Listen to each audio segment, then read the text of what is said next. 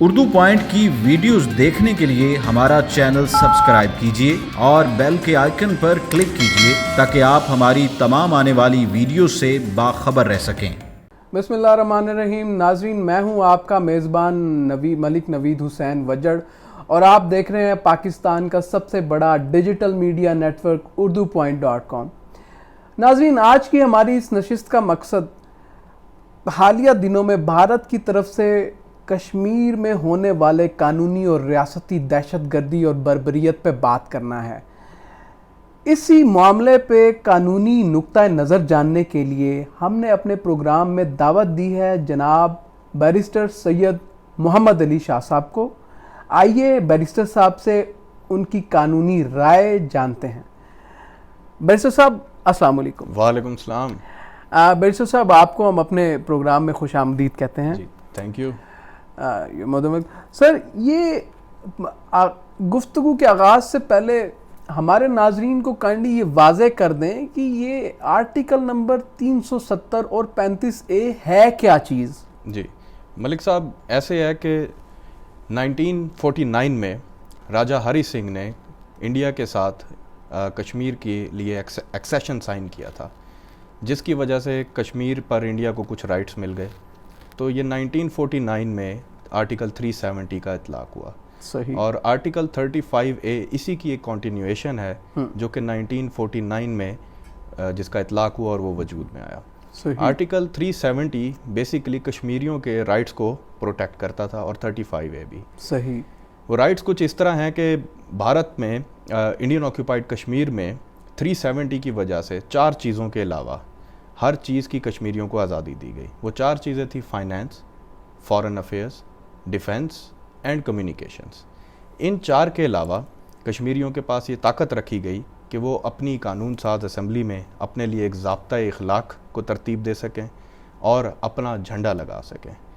اور اس کے علاوہ اس میں کچھ پراپرٹی رائٹس بھی دیے گئے، جو کہ پراپرٹی رائٹس پھر 35A میں زیادہ اچھے طریقے سے ایکسپلینڈ ہیں۔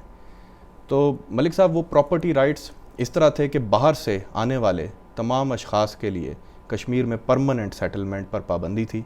کشمیری صرف انڈین آکیوپائڈ کشمیر صرف کشمیریوں کے لیے تھا، اور عارضی طور پر کوئی آ سکتا تھا وہاں پہ، لیکن پرماننٹ سیٹلمنٹ منع تھی، جس کے مطابق گورنمنٹ جابس وہاں پر لینا، اسکالرشپس وہاں پر لینا یا پھر پراپرٹی خریدنا، یہ تمام چیزیں ممنوع تھیں۔ جو 4 چیزیں میں نے بتائیں اس کے علاوہ ممنوع تھیں، اور اسی کی وجہ سے کشمیریوں کا اپنا جھنڈا تھا، اور اسی کی وجہ سے ان کی اپنی قانون ساز اسمبلی تھی، لیکن اب اسے کچھ دن پہلے اسکریپ کر دیا گیا۔ صحیح۔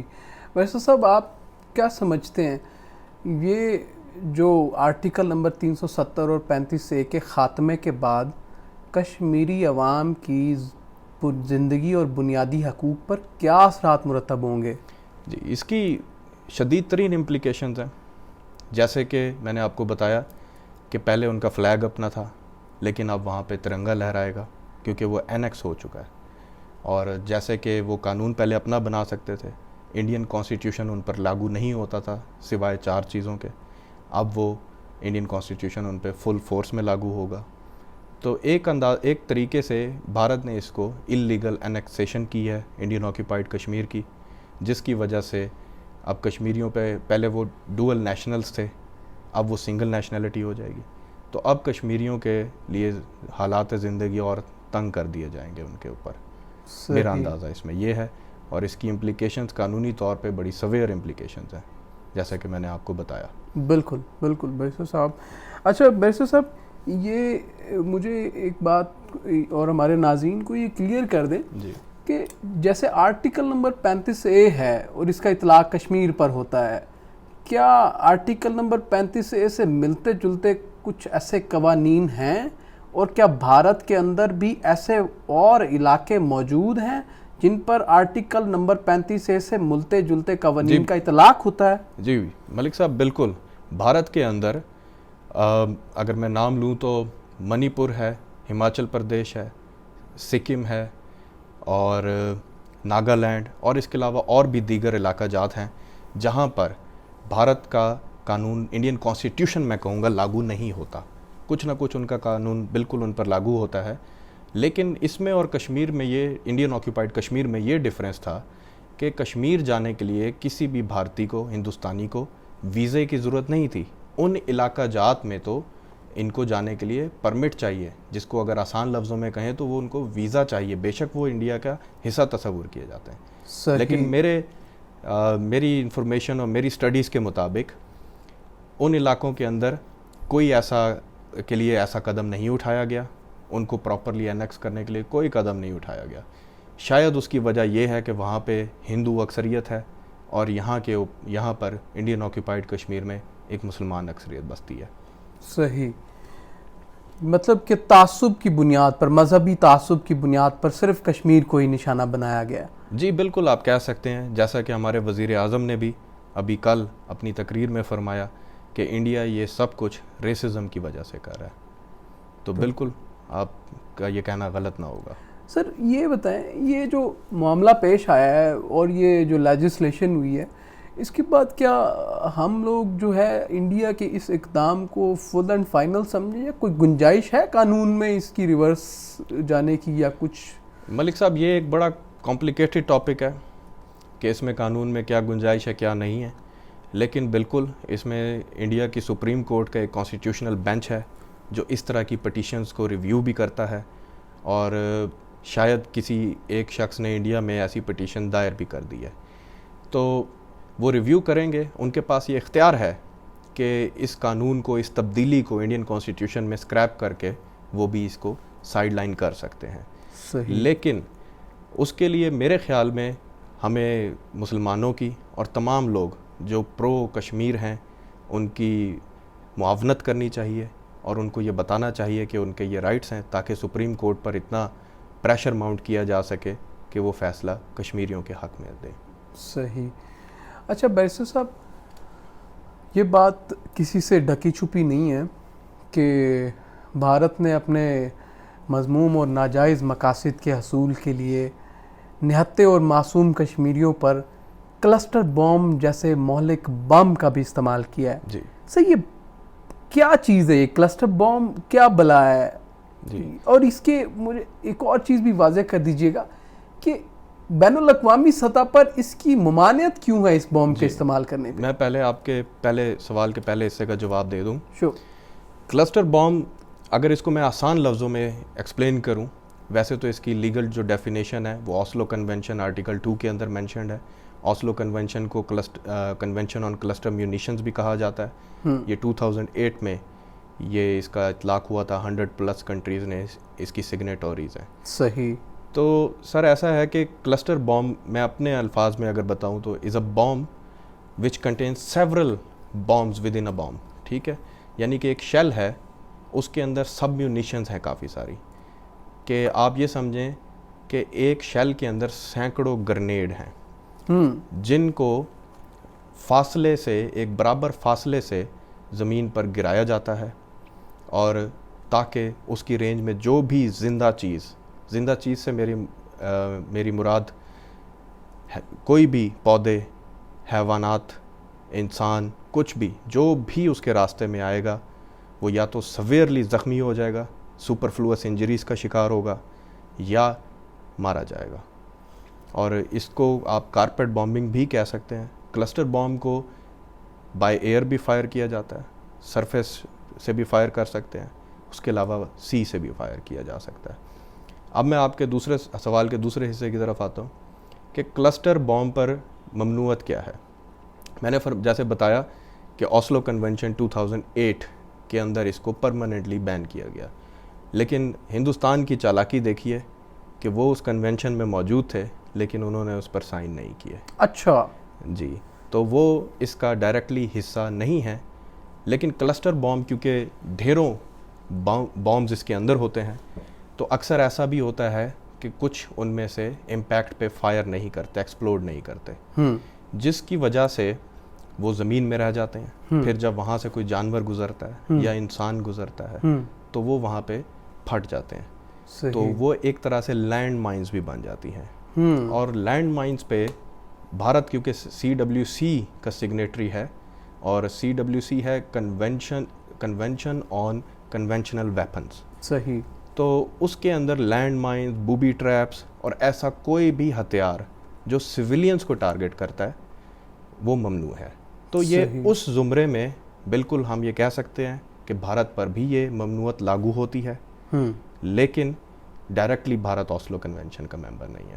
صحیح. وہ جیسے کہ آپ نے بتایا کہ وہ چالاکی سے نا سگنیچرز کرنے کی وجہ سے, تو مطلب اس کا مطلب ہے یہ 2000 جب بھی یہ 2008 کے اندر جب یہ کنونشن ہوئی تو تب سے بھارت کے عزائم جو تھے وہ خطرناک ہی تھے. وہ تباہی اور جو ہے وہ انسانی اور حیوانی جانوں کی جو ہے ان کو نقصان پہنچانے کی ان کی نیت تھی ان کی شروع سے, کہا جا سکتا ان کی نیت پہ شک جاتا ہے. بالکل. اچھا سر, یہ ایک اور ہمیں بات واضح کر دیں کہ یہ ابھی آپ نے درمیان میں کچھ لفظ استعمال کیے جو ڈسکریمنیشن اور پروپورشنلٹی, یہ اس کو ذرا کائنڈلی ہمارے ناظرین کو تھوڑے آسان لفظوں میں, سادہ لفظوں میں سمجھا دیں کہ یہ کیا چیز ہے. جی ملک صاحب, کلسٹر بام انڈسکریمنیٹلی نشانہ بناتا ہے کسی بھی چیز کو. انڈسکریمنیٹلی کا مطلب ہے بلا امتیاز ہو کے. کوئی بھی ایسی بیسیکلی جب بھی رولز آف انگیجمنٹ میں یہ چیز آتی ہے کہ جب بھی کوئی کسی جگہ اٹیک کرے گا یا پھر کسی بھی آرمڈ کانفلکٹ میں ہوگا تو وہ فائٹ کمبیٹنٹ ٹو کمبیٹنٹ ہوگی. لیکن اگر اس میں, اور یہ ایبسولیوٹ نیسیسٹی اس کو کی صورت میں صرف اور صرف آپ ایسا ایکشن کر سکتے ہیں, اور ایبسولیوٹ نیسیسٹی کے اندر بھی اس چیز پہ ممانعت ہے کہ آپ سویلینز کو ٹارگٹ کریں.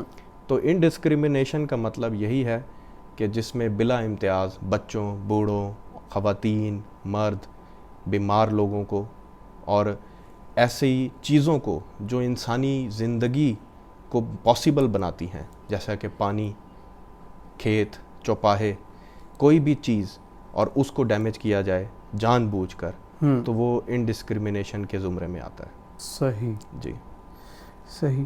اچھا سر, یہ ایک چیز واضح کر دیں کہ اس بھارت کے جو موجودہ اقدامات ہیں کشمیر کے اندر, کیا ہم ان کو ICC انٹرنیشنل کرمنل کورٹ جو ہے, کیا ہم انٹرنیشنل کرمنل کورٹ کو اپروچ کر سکتے ہیں؟ ملک صاحب, یہ پھر ایک کمپلیکیٹڈ میٹر ہے. اس کے اندر ایسا ہے کہ انٹرنیشنل کرمنل کورٹ کو جو جورسڈکشن پرووائڈ کی گئی ہے وہ بیسیکلی روم اسٹیچو کے اندر پرووائڈ کی گئی ہے. روم اسٹیچو, جی, جو غالباً 2002 میں جس کو پیش کیا گیا تھا, جو کنونشن ہوا تھا. تو میری انفارمیشن کے مطابق بھارت نے اس پر بھی کوئی سگنیچر نہیں کیا, اس کا بھی سگنیٹری نہیں ہے بھارت. تو انٹرنیشنل کرمنل کورٹ کی اس اندازے میں وہاں پہ جورسڈکشن نہیں بنتی, اس کا اطلاق نہیں ہوتا. ورنہ انٹرنیشنل کرمنل کورٹ ایک ٹرائل کورٹ ہے جو کہ genocide, war crimes and crimes against humanity کو انویسٹیگیٹ کرنے اور اس کا ٹرائل کرنے اور سزا دینے کی صلاحیت اور طاقت رکھتا ہے. اور ماضی میں یہ دیکھا گیا ہے کہ ملکوں کے کئی صدور کو انہوں نے اپریہینڈ کیا اور اس کے بعد انٹرنیشنل کرمنل کورٹ میں پیش کر کے باقاعدہ طور پر ان کا ٹرائل کر کے ان کو سزائیں دلوائیں. صحیح. لیکن کیونکہ بھارت اس کا ممبر نہیں ہے انٹرنیشنل کرمنل روم اسٹیچو کا, تو میرا نہیں خیال کہ ڈائریکٹلی ہم انٹرنیشنل کرمنل کورٹ کو اپروچ کر سکتے ہیں. صحیح. سر, یہ ہم اس سارے معاملے میں جنیوا کنونشن کا بھی نام سنتے رہے ہیں. جی جی. یہ ہمارے ناظرین کو کائنڈلی آسان لفظوں میں بتا دیں یہ جنیوا کنونشن کیا ہے اور اس کا بنیادی مقصد کیا ہے ممالک کے اوپر. ملک صاحب, جنیوا کنونشن 1864 سے سٹارٹ ہوا, جو اس کی تاریخ پڑھائی جاتی ہے, اور اس کے بعد بیسیکلی یہ ملٹری ٹو ملٹری انگیجمنٹ کے لیے تھا, کامبیٹ کے لیے, کہ پرزنرز آف وار کے لیے ان کو رائٹس دینے کے لیے. ورنہ ان کے ساتھ بہت زیادتی ہوتی تھی, ان کی باڈیز کو میوٹیلیٹ کر دیا جاتا تھا, وہ ٹارچر کا شکار ہوتے تھے, بھوکا رکھا جاتا تھا. تو جنیوا کنونشن وہی کنونشن ہے جس کی وجہ سے ابھی نندن کو ہم لوگوں نے یہاں پہ چائے بھی پیش کی اور اس کو واپس بھی جانے دیا. بالکل. اب جنیوا کنونشن میں اس میں بہت کنونشنز ہوئے اور لگاتار ایڈیشنز ہوتے رہے. تو 1949 میں فائنل ایکٹ وجود میں آیا اس کے پروٹوکولز بھی ہیں کچھ جو کہ اسی کنونشن کو مزید ایکسٹینڈ کرتے ہیں جو اس کے بعد ہوئے. تو جو پہلے 3 کنونشنز تھے جنیوا کے وہ کمبیٹنٹس کے کو رائٹس دیتے تھے, لیکن جو چوتھا کنونشن تھا وہ سویلینز کے لیے, اور ایسے لوگ جو کہ civilian who are not even involved in an armed conflict, جن کا تعلق بھی نہیں ہے, صرف وہ وہاں رہتے ہیں یا کسی وجہ سے وہاں پھنس گئے ہیں, ان کو رائٹس دیے گئے جنیوا کنونشن کے ذریعے. اور اس کے علاوہ ملک صاحب کیونکہ یہ 1949 میں ہوا تھا تو یہ ورلڈ وار 2 کے بعد تھا, اور اسی کے پیش نظر اس کو لاگو کیا گیا, اور یہ کنونشن آج تک ان فورس ہے اور یہ کافی رائٹس رکھتا ہے. اور انٹرنیشنل ہیومینیٹیرین لا, جس کو لا آف آرمڈ کانفلکٹس بھی کہا جاتا ہے, وہ اپنا بنیاد جنیوا کنونشن میں رکھتا ہے.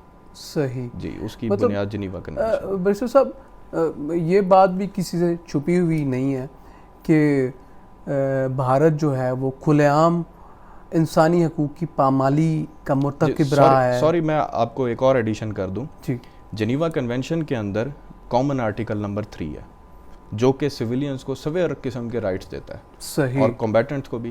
یہ بالکل وہی آرٹیکل ہے جس کے ذریعے ابھینندن کو ہمارے پاس رہنے کے باوجود بڑا ایڈوانٹیج حاصل تھا. ہم نے بڑے عزت سے اس کو واپس بھیجا. اس میں یہی ہے جنیوا کنونشن میں کہ آپ نے اپنا نام, آکیوپیشن, رینک, اور اگر آپ کمبیٹنٹ ہیں اور 2-3 اور ایلیمنٹس ہیں, 2-3 اور چیزیں ہیں, وہ اگر آپ بتا دیتے ہیں تو آپ کے رائٹس کا استحصال نہیں کیا جائے گا. صحیح. پھر اسی جنیوا کنونشن میں ایک آرٹیکل نمبر 12 ہے اور ایک آرٹیکل نمبر 19 ہے. آرٹیکل نمبر 12 اور 19 بھی بہت زیادہ رائٹس پرووائڈ کرتا ہے, اور وہ بھی رائٹس اسی سے ملتے جلتے ہیں جو میں ابھی آپ کو بتا چکا ہوں. صحیح. اچھا بیرسٹر صاحب, کوئی قانونی نقطہ جس کے کوئی ایسا پہلو, کوئی ایسے پوائنٹس جن کی بنیاد پر ہم اس سارے معاملے کو کسی انٹرنیشنل فورم پہ چیلنج کر سکتے ہوں, چاہے وہ انٹرنیشنل ہیومینیٹیرین لا کی ملک صاحب اگر مجھے اجازت دیں تو میں بالکل آپ کو اس میں کچھ بتانا چاہوں گا. Sir please. کہ ایسا ہے کہ آرٹیکل نمبر 9 جنیوا کنونشن کا, وہ ریڈ کراس کو یہ اختیار دیتا ہے, international committee of red cross, جس کو آرگنائزیشن آف ہیومینیٹیرین ایڈ بھی کہا جاتا ہے آسان الفاظ میں. صحیح. یہ اس کو یہ اختیار دیتا ہے کہ they have the right to assist the wounded and sick and provide humanitarian add.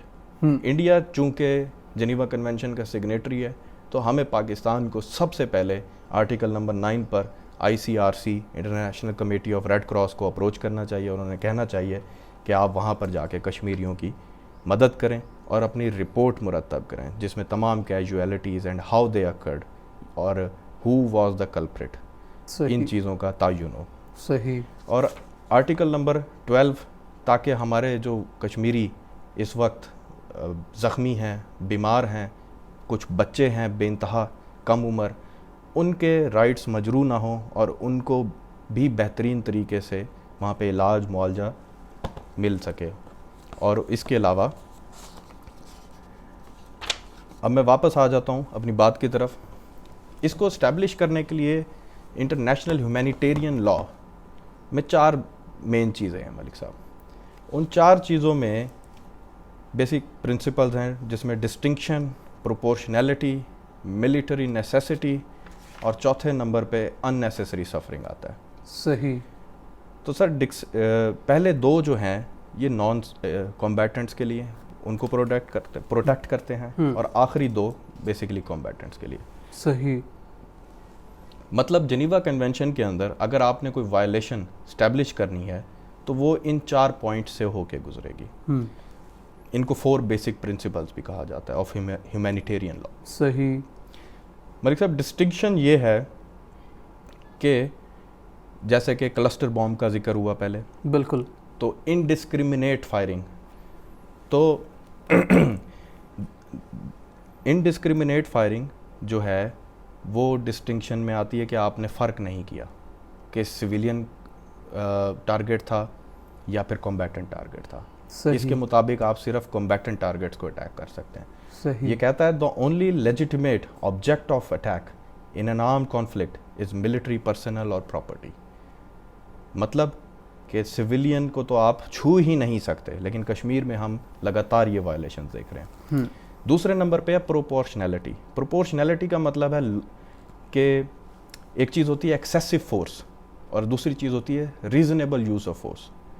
مطلب کہ آپ نے مجھے تھپڑ مارا ہے اور میں بدلے میں اگر آپ کو گولی مار دوں تو وہ ایکسیسو یوز آف فورس ہے. صحیح. اور اگر آپ نے مجھے تھپڑ مارا ہے اور میں واپسی آپ کو تھپڑ مار دوں تو وہ ریزنیبل یوز آف فورس ہے. صحیح. لیکن کشمیر میں یہ دیکھنے میں آتا ہے کہ جو کام پولیس کو کرنا چاہیے، کیونکہ وہاں پہ صرف مظاہرے ہوتے ہیں، نہتے مظاہرے، بالکل، اور پولیس بھی ان پہ قابو کر سکتی ہے، لیکن وہ کام جو ہے فوج کے ذریعے کروایا جاتا ہے. اس میں ایکسیسو یوز آف فورس بالکل پرومیننٹ ہے اور کلیئرلی اسٹیبلشڈ ہے، اور کئی اس پہ یو این کی رپورٹس، ایمنسٹی انٹرنیشنل کی رپورٹ اور دیگر اداروں کی رپورٹ بھی موجود ہیں. اور ایک بات میں ایڈ کر دوں کہ پی جی اے ایک ادارہ ہے جو کہ پارلیمنٹیرینز فار گلوبل ایکشن جس کا نام ہے. پی جی اے نے بھارت میں یہ بڑی کوشش کی، جس میں ان کے اپنے ایک پارلیمنٹیرین تھے، غالباً طارق صاحب ان کا نام تھا، اور انہوں نے بڑی کوشش کی کہ بھارت کے اندر کسی طرح انٹرنیشنل کرمنل کورٹ کا روم اسٹیچو پہ اس کو سگنیچر کروایا جائے اور انٹرنیشنل کرمنل کورٹ میں کب یعنی کہ اس کو بھارت تک ایکسیس دیا جائے. صحیح. لیکن انہوں نے نہیں کیا. وہ کوشش اب تک جاری ہے. بھارت نے پی جی اے کی دیگر میٹنگز کو اٹینڈ کیا ہے، لیکن ابھی تک انہوں نے اس کو بالکل بھی سائن نہیں کیا، ایکسیشن نہیں دی.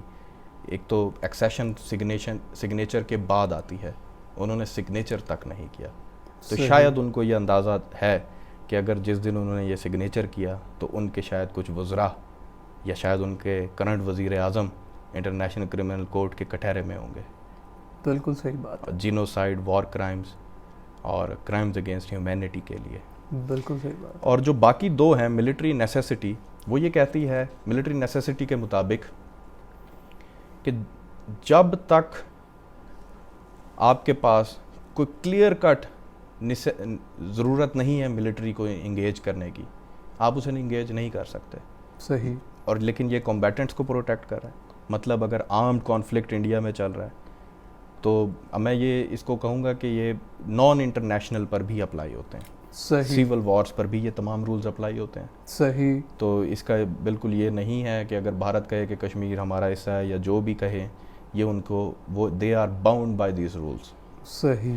اور جو چوتھا ہے ان نیسیسری سفرنگ، کہ ٹارچر کرنا، سویئر انجری کاز کرنا، جیسے لمبس ضائع ہو جائیں کسی شخص کے، سپر فلوس انجریز، اور پیلٹ گنز کا استعمال، آنکھیں ضائع ہو جائیں، لوگوں کو اندھا کر دیا جائے. بالکل. تو ملک صاحب یہ تمام چیزیں اس کے زمرے میں آتی ہیں، اور یہ تمام کی تمام انٹرنیشنل ہیومینیٹیرین لاء میں ان کی ممانعت ہے. اور میں ایک اور چیز کا سر اضافہ کرنا چاہوں گا، پلیز، کیونکہ اب ڈائریکٹلی ہم بھارت کو انٹرنیشنل کرمنل کورٹ میں چیلنج نہیں کر سکتے. یونائٹڈ نیشنز میں بگ 5 ہیں، ان میں سے کوئی ایک بھی ویٹو کر دے، مطلب ویٹو کا مطلب بڑا سمپل ہے کہ نو ووٹ کر دے کسی بھی موشن کے خلاف، بالکل، تو وہ ریزولوشن پاس نہیں ہوتا. صحیح. تو ہمیں اس موقع پہ آئی سی جے کا آپ نے ریسنٹلی نام سنا ہوگا، بالکل، انٹرنیشنل کورٹ آف جسٹس. بالکل. وہ لیگل رہنمائی کرتی ہے. اگر کئی ملکوں میں کوئی مسائل ہیں، لیگل ایشوز ہیں، تو ان کی انٹرپریٹیشن اور ان کی ایلیبوریشن کی ذمہ داری آئی سی جے کی ہے. صحیح. اگر پاکستان آئی سی جے سے کوئی اس قسم کا فیصلہ لینے میں کامیاب ہو جائے جو یہ کہے کہ انڈیا پر روم اسٹیچو کا اطلاق ہوتا ہے، یا ایٹ لیسٹ آئی سی جے یہ کہہ دے کہ بالکل یوز آف فورس کشمیر میں وداؤٹ ڈسٹنکشن ہے، اور یوز آف فورس کشمیر میں پروپورشنل بھی نہیں ہے، کیونکہ میں صرف ابھی سویلینز کی بات کروں گا. صحیح. اور وہ اگر اس طرح کی کوئی ڈائریکشن ہمیں دے دیں تو اس سے ہمارا جو موقف ہے وہ اور مستحکم ہو سکتا ہے، اور ہم جو ہے اس سے انڈیا کی سپریم کورٹ پر بھی بالکل پریشر پڑے گا، کیونکہ یہ ایک ہائر کورٹ ہے، وہ انٹرنیشنل کورٹ آف جسٹس، اور اس کے فیصلے کو کنسیڈریشن میں لینا میرے خیال میں پوری دنیا کے تمام ججز کی ذمہ داری ہے. بالکل. سر تھینک یو سو مچ. آپ نے ماشاءاللہ بڑے ہی مفصل انداز میں ہماری اور ہمارے ناظرین کی رہنمائی کی ہے قانونی طور پہ. اور اس کے ساتھ ہی جو ہے میں آپ سے آپ کی اس وقت کا بہت مشکور ہوں, اور میں اپنے ناظرین سے آج اس کے ساتھ ہی اجازت چاہوں گا. انشاءاللہ العزیز ہم ایک مرتبہ پھر آپ کی خدمت میں حاضر ہوں گے اسی ٹاپک پہ مزید آگے گفتگو کرنے کے لیے. تب تک ہمیں اجازت دیجیے, اپنا خیال رکھیے گا. پاکستان زندہ باد, اللہ نگہبان.